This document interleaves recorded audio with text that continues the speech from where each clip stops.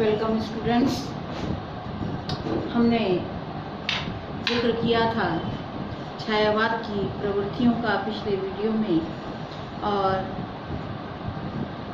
छायावाद की अभिव्यक्तिगत विशेषताएं जो थी वो चल रही थी, और स्वच्छंदतावाद की प्रवृत्ति पर हम लोग थे। तो छायावादी जो कविता है वो व्यक्तिगत स्वातंत्र्य से युक्त है। व्यक्तिगत स्वतंत्रता इसमें दिखाई देती है। पिटी पिटाई राहों पर चलने वाली ये कविता नहीं थी। व्यक्तिगत स्वतंत्रता इसमें सर्वोपरि है। ये कविता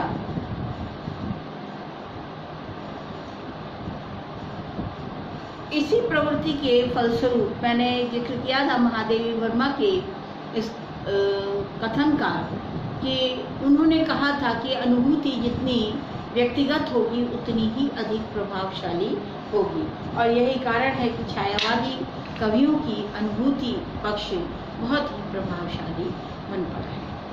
वेदना और निराशा की भावना इनके काव्य की अगली विशेषता है।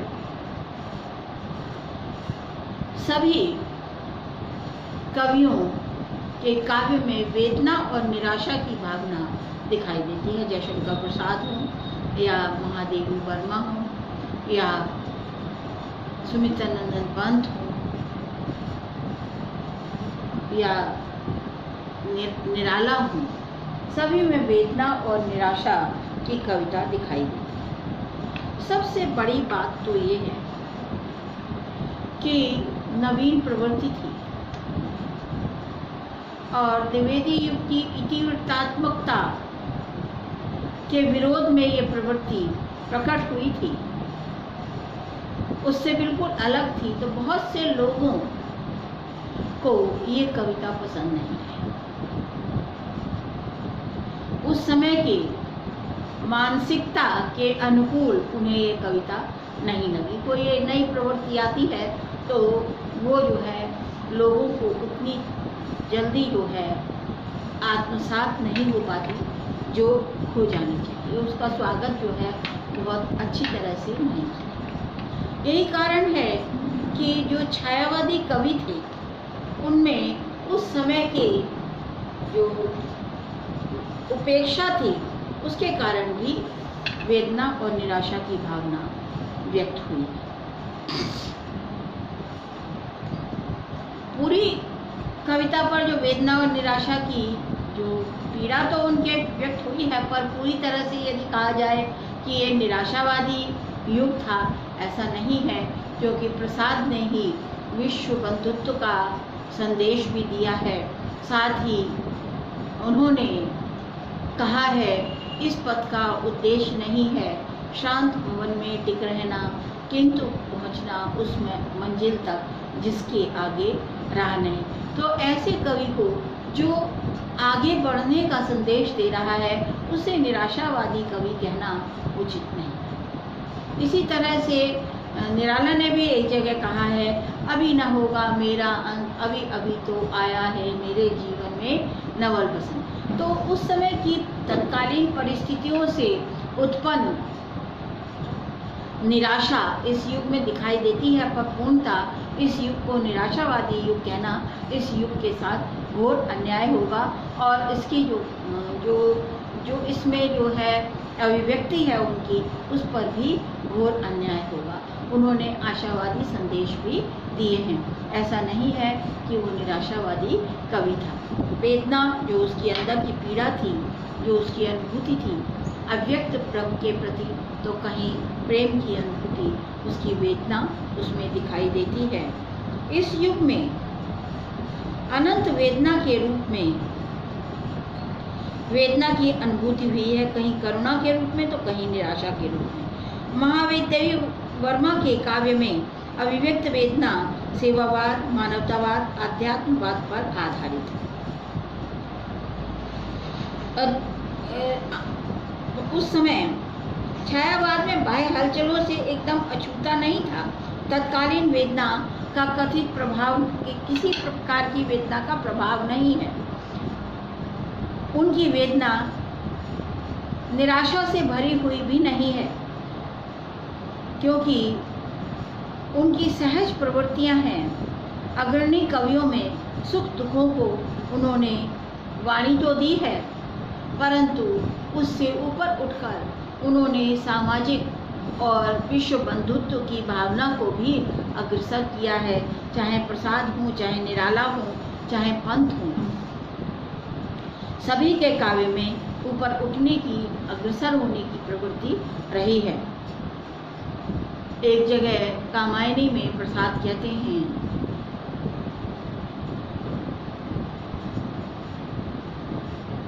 कि सुख दुख को दृश्य बनाता मानव कह रहे ये मैं हूँ, ये विश्व नील बन जाता। और एक जगह वो इस तरह का भी संदेश देते हुए दिखाई देते हैं, दुख की पिछली रजनी बीच विकलता सुख का नव प्रभात, एक पर्दा ये छीना नील छिपाए है जिसमें सुख गात। तो ऐसे कवि को निराशावादी कवि कैसे कहा जा सकता है, जो इतनी बड़ी बात कह रहा हो?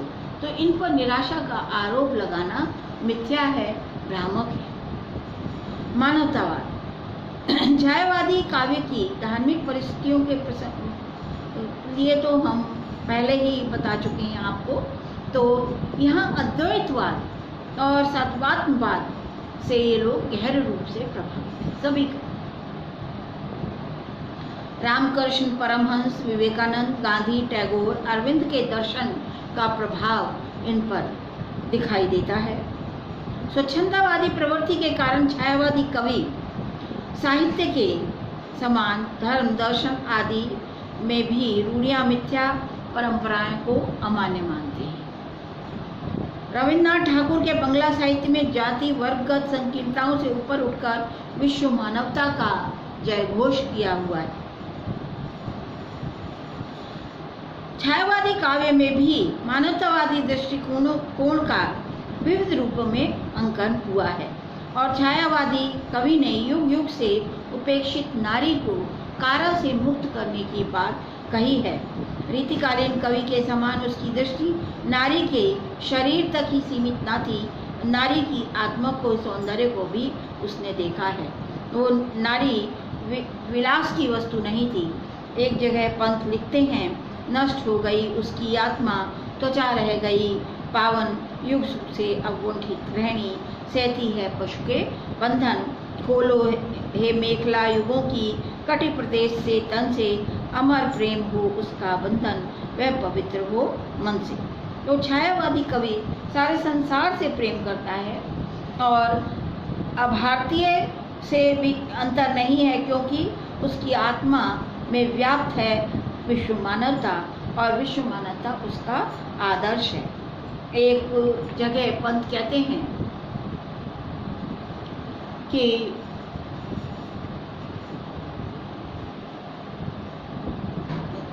श्रद्धा के द्वारा मन को संदेश दिलाया गया है कि ये जीवन जो है, औरों को हंसते देखो मनु, हंसो और सुख पाओ, अपने सुख को विस्तृत कर लो, जग को सुखी बनाओ। तो जो कवि जग को सुखी बनाने की बात कहता है, उससे ज़्यादा मानवतावादी कवि और कौन हो सकता है? तो इस तरह से इन सभी कवियों की दृष्टि जो है मानवतावादी दृष्टि में थी। एक जगह निराला भिक्षुक का वर्णन करते हुए कहते हैं, वो आता पछताता पथ पर आता। एक जगह उन्होंने मजदूरन का वर्णन किया है जो पत्थर तोड़ रही है इलाहाबाद के पथ पर। तो इस तरह से हर वर्ग के प्रति उनकी सहानुभूति थी, हर वर्ग के प्रति उनकी भावनाएं थी। तो ऐसा मानवतावाद छायावाद में दिखाई देता है। आदर्श छायावादी कवि आंतरिकता की प्रवृत्ति को लिए हुए है। पदार्थों के बाह्य चित्रण में उसकी रुचि कभी नहीं रही और उसका दृष्टिकोण हमेशा अंतर्मुखी रहा। भाव जगत और शैली जगत में वो आदर्शवादी रहा है। उसे सांसारिक पदार्थों के बाह्य चित्रण की अपेक्षा सहानुभूतियाँ अधिक यथार्थ महत्वपूर्ण लगी। यही कारण है कि उसका काव्य संबंधी दृष्टिकोण कल्पनात्मक रहा। सौंदर्य तत्व की उसमें प्रधानता है। छायावादी कवि आदर्शवादी कल्पनात्मक दृष्टिकोण को कला पक्ष में भी देखा जा सकता है।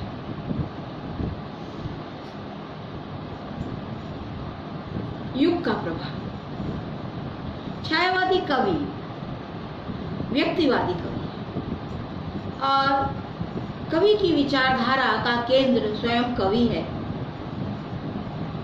ये सच है कि उसकी कविता घोर व्यक्तिवादी होती है, पर संप्रेषणीयता की मात्रा उसमें बहुत अधिक है।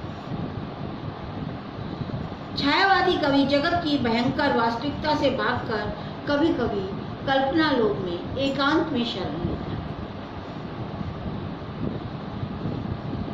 परंतु इसके बीच तत्कालीन समाज में व्याप्त असंतोष निराशा में ढूंढे जा सकते हैं। अशांति में शांति पाने की मनोवृत्ति छायावादी कवि की कोई कम महत्वपूर्ण देन नहीं है।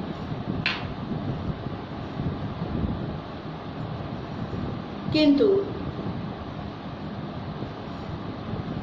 उनकी ये बात भी नहीं भूलनी चाहिए, जहाँ प्रसाद जी कहते हैं, अरुण ये मधुमेह देश हमारा, जहाँ पहुँच अनजान क्षितिज को मिलता एक सहारा। बौद्धिकता के अतिरेक से युक्त कितना विशृंखल और असंतुलित हो गया है जगत, इसका वर्णन पहले ही छायावाद काल में हो चुका था। आधुनिक अशांति का कारण उन्होंने बुद्धिवाद की अधिकता को बताया है, और उस समय में बुद्धिवाद की जो अधिकता थी, आज के युग में तो घोर बुद्धिवादिता हो गई है, और यही जो है अशांति का कारण भी है। और ये संदेश बहुत पहले ही प्रसाद जी अपनी कामायनी में दे चुके हैं कि हृदय और बुद्धि के समन्वय से ही शांति पाई जा सकती है, और हृदय और बुद्धि के समन्वय के द्वारा ही व्यक्ति मानव बना रह सकता है। यदि एक की भी अधिकता हो गई तो मानव का जीवन नष्ट हो जाएगा। दोनों की ही सामान्य रूप में आवश्यकता है, और दोनों के द्वारा ही इस जगत को जीता जा सकता है। प्रतीकात्मकता की भाव। एक और विशेषता हमें छायावादी कवियों में दिखाई देती है कि प्रतीकात्मकता की बहुत अधिकता है।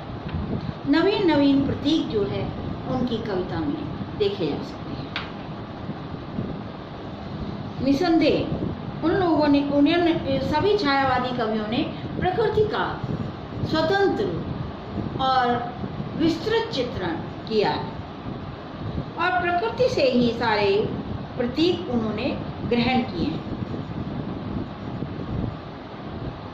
फूल के अर्थ सुख के अर्थ में, शूल दुख के अर्थ में, उषा प्रफुल्लता के अर्थ में, संध्या उदासी के अर्थ में, झंझा जकोर गर्जन मानसिक द्वंद्व के रूप में, नीरद माला नाना भावनाओं के अर्थ में, दार्शनिक अनुभूतियों की अभिव्यंजना भी उन्होंने प्रेम की सूक्ष्म दशाओं का वर्णन में भी उनकी ये प्रतीकात्मकता देखी जा सकती है। प्रेम चित्रण में लौकिक अलौकिक दोनों अर्थों की व्यंजना उन्होंने की है। कहीं कहीं उनकी स्पष्टता भी आ गई है अधिक प्रतीकात्मकता के कारण, परंतु बहुत सुंदर बन पड़े हैं, और आध्यात्मिकता के साथ ही प्रेम के भी प्रतीक हैं। चित्रात्मकता एवं लाक्षणिक पदावली, उनकी जो अभिव्यक्तिगत विशेषताएं हैं, ये हैं दूसरी विशेषता है इसमें चित्रात्मक भाषा और लाक्षणिक पदावली। छायावादी कवि की महत्वपूर्ण विशेषता है कि वो एक चित्र सा उत्पन्न कर देता है, ऐसा लगता है घटना साकार हो। बड़ी ही चित्रात्मकता उनकी काव्य में है, और कविता के लिए इस चित्रात्मकता की भाषा की आवश्यकता भी होती है, जिससे बिंब ग्राह्यता आती है। शब्द चित्र उनके बड़े सुंदर हैं। मैं उदाहरण देना चाहूंगी आंसू काव्य से। प्रसाद के एक शब्द चित्र से। शशि ऊपर घूंघट डाले, आंचल में दीप छिपाए, जीवन की गोधूली में तुम कौतूहल से आए। छायावादी कवि के पास ये कला बहुत अधिक मात्रा में है। छायावादी काव्य में प्रसाद ने यदि प्रकृति तत्व को मिलाया तो निराला जी ने मुक्त छंद दिया। पंत ने शब्दों को खराद कर उन्हें सुडौल बनाया, सरस बनाया और भावुकता से उन्हें समृद्ध किया। छायावादी कवियों की सीधी सादी भाव संबंधित भाषा लाक्षणिक और अप्रस्तुत विधानों से युक्त होकर चित्रमयी भाषा का प्रयोग किया है और सर्वाधिक मौलिकता का उन्होंने दिग्दर्शन इसमें किया है। उनकी मौलिकता है ये कि उन्होंने चित्रात्मकता की भाषा को बीती विभावरी जागरी, अंबर पनघट पर डुबो रही, तारा घट पूषा नागरी, एक चित्र सा उत्पन्न हो जाता है। तो ये है उनकी विशेषता। लाक्षणिक पदावली के साथ साथ जो चित्रात्मकता भाषा है उसने और अधिक उस साहित्य को सुंदर बना दिया है। सौंदर्य आदि तो दृष्टि है ही छायावादी कवि की, और हर दृष्टि में सौंदर्य है, चाहे वो प्रकृति में हो, चाहे वो नारी सौंदर्य में हो, चाहे वो भाषा में हो या प्रकृति में हो, हर जगह उन्होंने सौंदर्य के दर्शन किए हैं। तो भाषा में भी उनका ये सौंदर्य बड़ा सुंदर बन पड़ा है। इसके साथ साथ भावावेश की आकुल व्यंजना, लाक्षणिक व्यचित्र, मूर्त प्रत्यक्षीकरण, भाषा की वक्रता, विरोध चमत्कार, कोमल पद विन्यास इनकी काव्य स्वरूप को संगठित करने वाली प्रचुर सामग्री है। कुछ उदाहरण पंत के काव्य से मैं देना चाहूंगी यहाँ पर। धूल की ढेरी में अनजान छिपे हैं मेरे मधुमेह गान। एक जगह उन्होंने लिखा है मर्म पीड़ा के हास और कौन तुम अतुल अरूप अनाम। अगली विशेषता इनके काव्य में है गेयता। इनकी कविता में भले ही स्वच्छंद छंदों में थी, परंतु गेयता इनकी कविता में दिखाई देती है। लय ताल में निबंध होकर इनकी कविता हमें दिखाई देती है। गीतात्मकता है, उसमें संक्षिप्तता, तीव्रता, आत्मा विव्यंजन, भाषा की मसृणता आदि गुण उपलब्ध हुए हैं और इन्होंने प्राचीन छंदों के प्रयोग के साथ साथ नवीन छंदों का भी प्रयोग किया है। इन कवियों में जो मस्ती है, भावना की जो मृदुता है, मानव जीवन की उत्कर्ष का जो गौरव है, उसे देखते हुए उनकी प्रतिभा गीति काव्य की रचना के लिए अत्यंत उपयुक्त थी। गीति काव्य में सौंदर्यवृत्ति और स्वानुभूति का गुण होना आवश्यक था और सौभाग्य है कि छायावादी कवियों में ये गुण प्रचुर मात्रा में दिखाई देता है। इस समय में प्रगीत काव्य और खंड काव्य भी लिखे गए। गीत, संबोधन गीत, शोक गीत, व्यंग्य गीत आदि बहुत से रूप जो है गीतों के इस काव्य में मिलते हैं। भाषा, छंद, बुद्धि विलास, वचन भंगिमा, कौशल, कौतुकवृत्ति से प्रेरित नहीं रहा, बल्कि कविता के भाषा भावों, कविता की जो भाषा है वो भावों का अनुसरण करती हुई प्रतीत होती है। अलंकार विधा इस युग की अलंकार योजना में अंग्रेजी साहित्य के 3 अलंकार जो है विशेष रूप से प्रयुक्त हुए। एक तो ध्वन्यार्थ व्यंजन, दूसरा विशेषण विपर्य और तीसरा मानवीकरण का बहुत ही प्रयोग जो है इन्होंने जगह जगह पर किया है। तो ये 3 जो प्रयोग हैं वो बड़े ही सुंदर हुए। विशेषण विपर्य का में जो विशेषण का जो स्थान अभिधा वृत्ति के अनुसार निश्चित है, वो हटकर लक्षणों द्वारा दूसरी जगह उपयुक्त किया जाता है। तो पंत जी का जो प्रयोग है वो इस प्रकार से है, तुम्हारी आंखों का बचपन खेलता अल्लड़ खेल। इस तरह से प्रसाद जी ने मानवीकरण का बहुत सुंदर सुंदर उदाहरण जगह जगह प्रयुक्त किया है, जैसे कि तुम कनक किरण के अंतराल में लुक छुप कर चलते हो क्यों, के लाज भरे सौंदर्य बता दो, मौन बने रहते हो क्यों।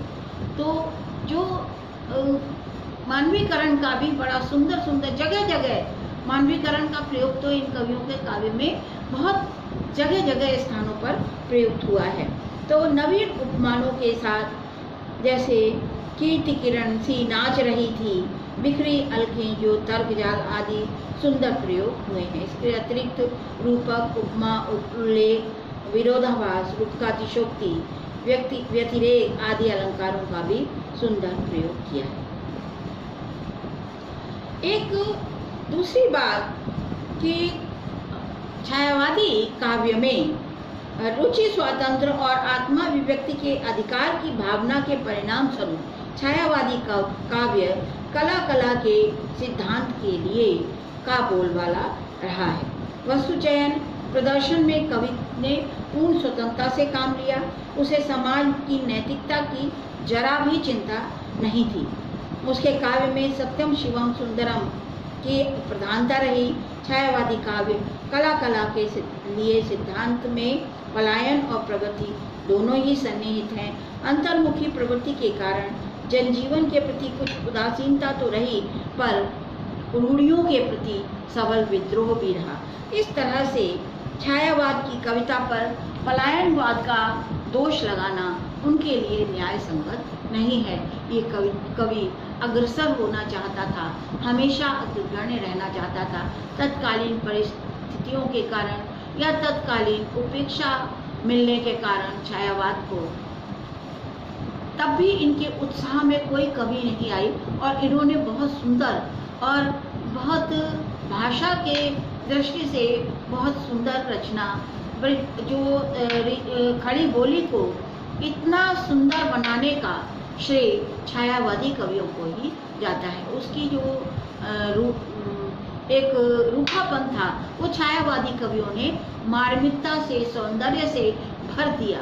उन्होंने इसको बहुत सुंदर बना दिया। तो आज जो खड़ी बोली हमें दिखाई देती है, इसमें बहुत श्रेय, कुछ श्रेय तो बहुत श्रेय तो द्विवेदी युग को भी है। छायावाद जो जिन्होंने परमार्जित करके इसको प्रस्तुत किया और छायावादी कवियों ने इसके सौंदर्य को निखारने का काम किया। तो इस तरह से छायावाद की देन जो है हमारे लिए अविस्मरणीय है। इस कविता को एकांगी दृष्टिकोण से नहीं देखा जाना चाहिए। इसकी विशेषताओं पर दृष्टिपात करते हुए इसके साथ न्याय करना चाहिए और अपनी प्रवृत्तियों के कारण, अपनी प्रमुख विशेषताओं के कारण ये कविता और युगों से सबसे अलग है। किसी भी युग की पुनरावृत्ति इसमें नहीं मानी जानी चाहिए। इसका सौंदर्य दृष्टि अप्रतिम है, चाहे वो कलागत हो या जो है भागवत जगत में हो। पूरी तरह से अपने आप में मौलिक कविता है, मौलिक प्रवृत्तियों से युक्त है और तत्कालीन जो संदेश थे उस कविता में, उसमें भी कोई कमी नहीं है।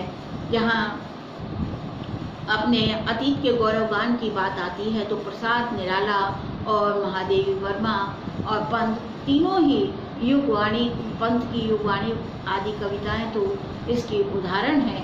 तो उसमें पूरी तरह से जनजीवन का चित्रण करते हुए भी दिखाई देते हैं। कल्पना की अधिकता तो है, पर यह नहीं है कि जनजीवन से ये काव्य पूरी तरह से छूट गया था।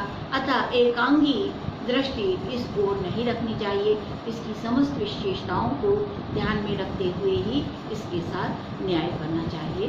धन्यवाद। ये छायावाद की प्रवृत्तियाँ आज हमारी हुई।